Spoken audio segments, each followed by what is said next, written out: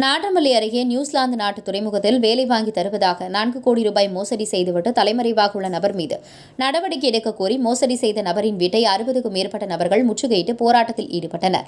திருப்பத்தூர் மாவட்டம் நாடமல்லி அடுத்த மலகுண்டா பகுதியைச் சேர்ந்த பிரதீப் குமார் என்பவர் சுற்றுவட்டார பகுதியைச் சேர்ந்த படித்த மற்றும் படிக்காத வேலையில்லாத நபர்களை குறிவைத்து நியூசிலாந்து நாட்டில் உள்ள துறைமுகத்தில் படிப்புக்கு ஏற்ற வேலையை வாங்கி தருவதாக கூறி போலியான ஆவணங்களை காண்பித்து சுமார் 60க்கும் மேற்பட்ட நபர்களிடம் தலா 7 லட்சம் பெற்று வேலைக்கு அனுப்புவதாக ஏமாற்றி தலைமறைவாக்கினார்.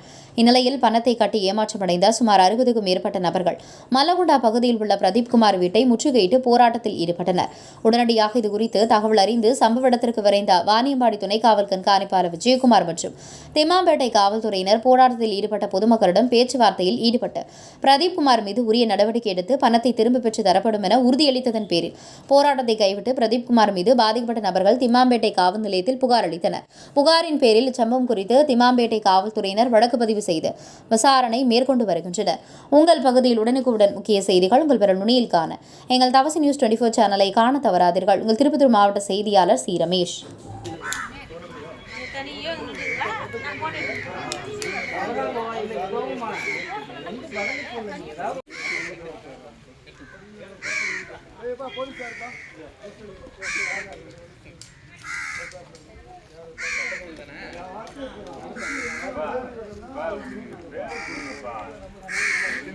இப்போ அவன் வந்து பேர் போய் ப்ராப்ளம் இருக்கு அது சொன்னால் அதுக்கு தகுந்த மாதிரி நாங்கள் எழுதி கொடுக்குறோம்.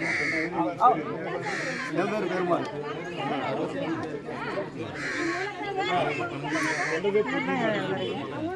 ரைட்டுலாம் நான் பார்த்தோட ஃபஸ்ட்டு வந்து அவன் வந்து ரிசல்ட் சொல்லிட்டு அவன் நான் கொடுக்க முடியாது.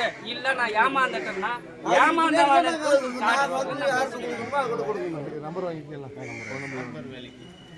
அவன் எதுவும் ஒன்றும் சொல்லாது, நம்ம எதுவுமே பண்ண முடியாது. அதுதான் வேற ஆள் இருந்தால் எல்லாம் பண்ணலாம் சார். கூட்டும் போகலாம், உட்கார வைக்கலாம்.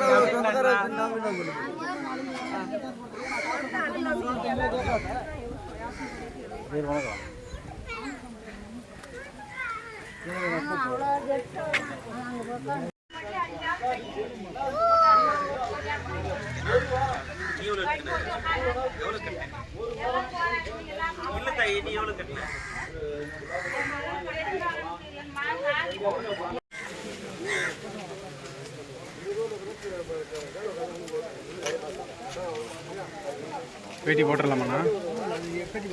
நான் யாருண்ணா பேட்டி கொடுக்குறது தெளிவா?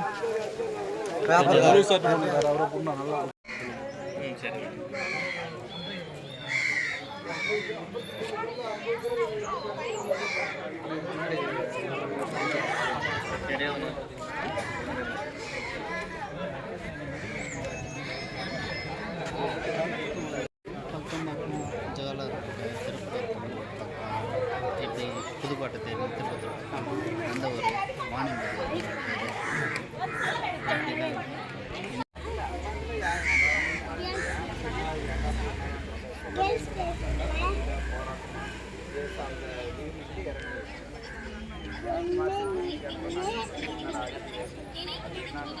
கொடுங்க, வர வச்சுக்க. எஃப்ஐஆர் போடுறோம், போடா கட்டி போடுறோம். கேளுமா, இன்னைக்கெல்லாம் நின்றுந்தா போலீஸ் மட்டும்தான் நிற்பான். நான் சொல்றது கேளு. நீ ஃபுல்லாக நின்றுனாலும் போலீஸ் மட்டும்தான் உனக்கு பாதுகாப்பு நிற்பாங்க. நீ எதுவும் பண்ணிட்டு விட மாட்டி விடாது நிற்பாங்க. யாரும் வரமாட்டாங்க. நான் எனக்கு கோஆப்ரேட் பண்ணா தான் நான் அவனை வர வைக்க முடியும்.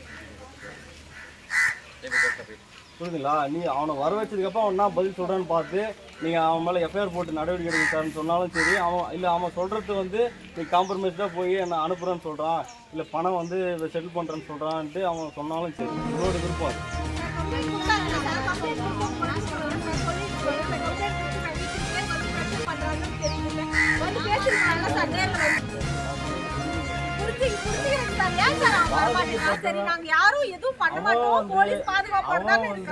அவனை காப்பாற்றிக்கிறதுக்காக தான் பெடிஷன் கொடுக்குறான். நீ வந்து அவனை வந்து என்னது, நான் வந்து பாய் கிட்ட கொடுத்துட்டேன், அரி கிட்ட கொடுத்துட்டேன், என்னை ஏமாத்திட்டான், அவன் சேஃப் ஆகிறதுக்காக கம்ப்ளைண்ட் கொடுக்குறான். நீ அவனை முன்ன அவன் ஏமாத்திருக்கான், நீ இது வரைக்கும் ஒரு கம்ப்ளைண்ட் கூட கொடுக்கல.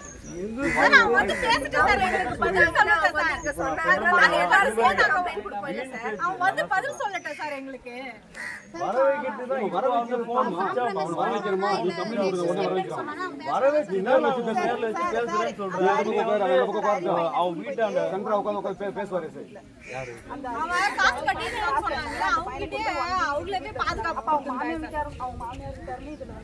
சூசைட் அட்டம் பண்ணி தான் கூப்பிட்டு விசாரிக்க மாட்டாங்க அப்படின்னு விட்டுருவான்னு நினச்சாங்க. டிஸ்சார்ஜ் ஆகி மறுநாளே வீட்டிலேருந்து கூப்பிட்டு வந்தேன், ஸ்டேஷனுக்கு கூப்பிட்டு வந்து உட்கார வச்சு விசாரிச்சு என்னன்றது பேசி அவங்களெல்லாம் பண்ணி கொடுத்துட்டு தான் இருக்கோம். நீங்கள் எதுவுமே பண்ணாத போலீஸுக்கு வாய்ப்பே கொடுக்க மாட்டேங்கிறீங்களே. யாரு இவ்வளோ பேர் அந்த எனக்கும் அச்சமாக இருக்கும். நான் ஏமாத்திருந்தேன், எனக்கும் அச்சமா இருக்கும். 50 பேர் இருக்காங்க, நான் போனா என்ன அடிச்சிருவாங்கன்னு எனக்கு அச்சமா இருக்கும். இல்லம்மா நீங்க சொல்லலாமா, அவன் அந்த மாதிரி நினைப்பாமா, அவனுடைய மனநிலை ரொம்ப பாதி. நாங்க யாரும் எதுவும் பண்றது இல்லைங்க. நீ முறைப்படி கம்ப்ளைண்ட் வேணும். நாங்களும் வரோம், நானும் வரேன், சேர்மேன் வராரு, யார் வராங்க, எல்லாருமே வர சொல்லி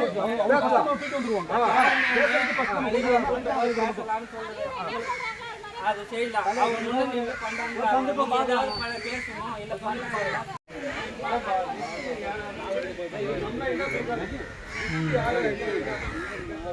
கூட்டம் எவ்வளோ கூட்டம்